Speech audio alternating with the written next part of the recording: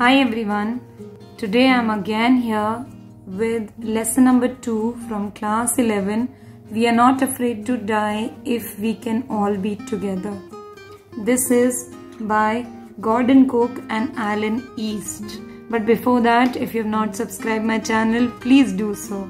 And thank you for your love and support. Now let's get started. This lesson can be divided into 3 broad headings. First is the start of the journey, the difficulties and challenges they face, and final voyage and victory. Now if we look at the start of the journey, these are the members who go on this 3-year planned voyage. They wanted to actually duplicate the voyage done by Captain James Cook some 200 years ago.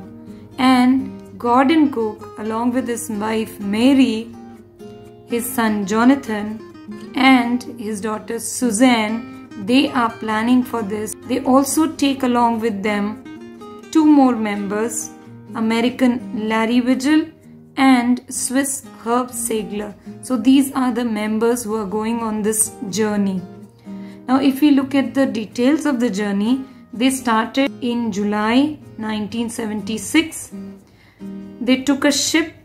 The name of the ship was Wave Walker, and they have been preparing for this voyage for the past 16 years. They had been practicing for 16 years to go on this voyage.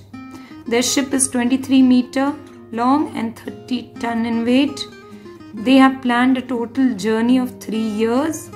They started from Plymouth, England, and reached Cape Town. Till this, everything was going very well. When they reached Cape Town, and from there they started on their last leg of the journey, the southern Indian Ocean. Around that time, on the 2nd day, they encountered strong gale, that means strong winds.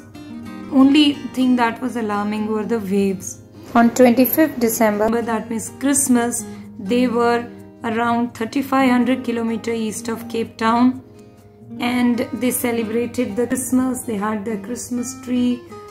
Then suddenly the weather became atrocious. It turned worse. January 2, there was a storm gearing up.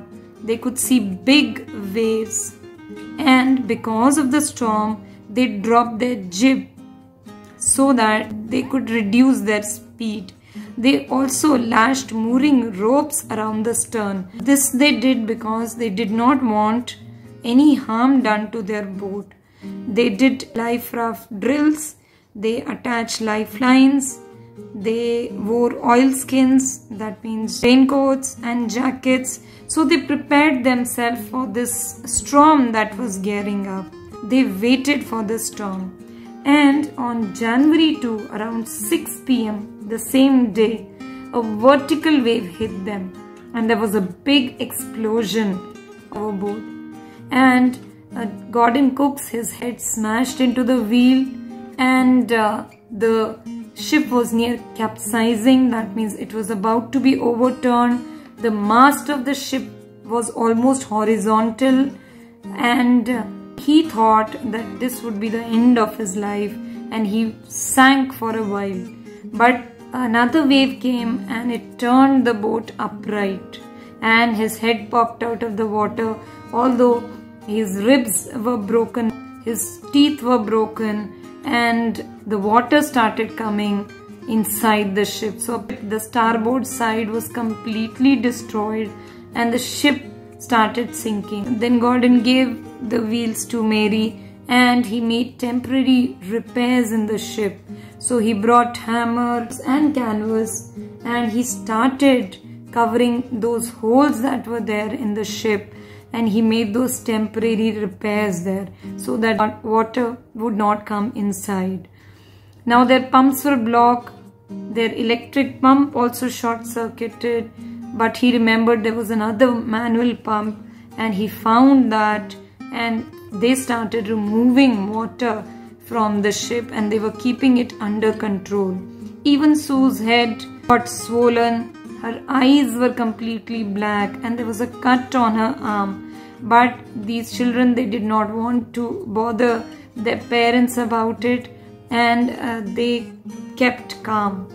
On January 3, they kept on pumping water from the ship.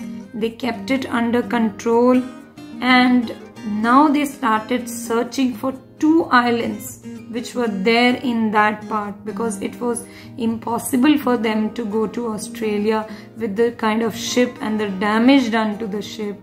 And they tried to find this French inhabited island, Amsterdam. So this was just like finding pinprick in the vast ocean. Same happened on January 4. They kept on pumping water, and this was like they have been doing this for 36 hours. They cannot set sail and raise their mainmast because then the whole ship would get destroyed.